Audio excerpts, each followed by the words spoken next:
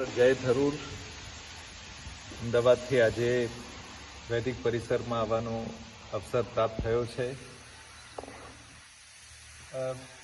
આમ તો અંગ્રેજી શિક્ષણ પદ્ધતિ વિશે આજીવન વાંચ્યું, સમજ્યું, જાણ્યું, પણ એક ઉત્સુકતા હતી કે વૈદિક પરંપરાની અંતર્ગત કઈ રીતે ગુરુકુળ ચાલે છે, એની સાત્વિકતા, પ્રાકૃતિક વાતાવરણ, શરીર, મન અને બુદ્ધિ એ બધાની સ્થિરતા કઈ રીતે પ્રાપ્ત કરી શકાય, એ બધું જોવા માટેની એક આતુરતા મારા મનમાં હતી.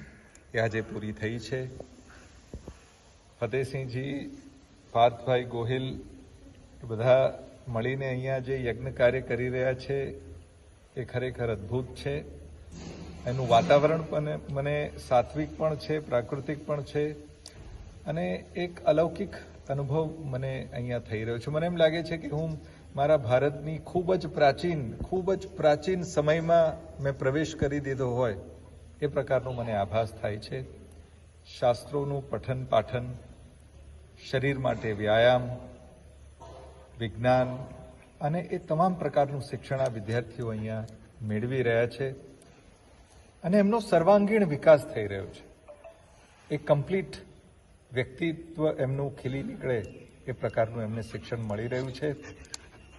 અહીંયા સૌને વંદન અને આ પ્રકારના આયોજન માટે ગુજરાતને અભિનંદન કે આપણા ગુજરાતમાં આવી સુંદર સરસ જગ્યા છે.